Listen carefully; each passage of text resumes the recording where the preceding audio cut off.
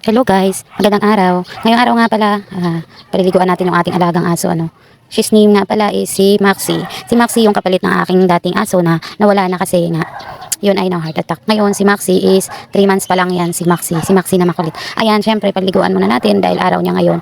Dahil ginagawa ko pong pampaligo sa kanya is 3 times a week. Ayun, 3 po yan sila pero siya muna yung inuna ko dahil siya ay maligalig that time. Ayan guys, syempre sasabunin natin. Ako kasi talaga pag may alaga ako is inaalagaan ko po siya mabuti dahil dun sa kanyang pagbabantay din syempre sa atin. Ngayong araw nga pala na yan is hindi masyadong busy. Syempre, araw yan ng walang ginagawa. Paglaanan din natin ng oras yung ating mga hayop. Ayun guys, sabi ko nga sa kanya, ang dumi mo na oh. Kasi si si Maxi, andun na yan sa kulungan niya. Ngayon kung minsan, ayaw niya na madumi yung katawan niya.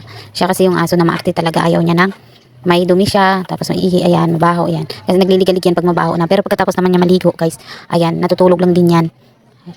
Nag-aantay lang din yan ng pagkain niya. Ayan, o diba, tinatanggalan ko pa ng dumi guys sa tainga. Kasi alam mo naman yung mga aso talagang nagkakaroon sila ng dumi sa tainga nila. Parang tao lang din Diyan pala ako nagpaligo sa kanya guys, dito sa aming balon kasi yung balon na yan, malalim yan, so maraming tubig. Ayoko na kasi nang dalhin pa siya doon sa poso namin dahil malayo na sa kabilang bahay kasi yan. Dito sa malinis naman po dito dahil nasa harapan lang po ng bahay yan. Yan po ay dati pa namin balon, matagal na. Yan, ligalig niya, di ba? Pero mabait yan si Maxi, ay tumalon kasi gusto niya talaga. Yan, ayaw niya yan ng siguro nilalamig din siya. Di ba gusto niya talagang mag-alpas. Siguro nilalamig na talaga siya. Pero yan guys, pupunasan ko naman pagkatapos yan Kasi tinitingnan ko siya kung mayroon siyang mga grapata ba. Kasi more on talagang ginagrapata yung aso. Pero siya naman, wala kasi nga, nasa kulungan po siya. Hindi ko po yan pinapalabas. Pinapalabas ko lang minsan siya isang beses sa isang araw sa hapon para hindi siya maganong maligalig.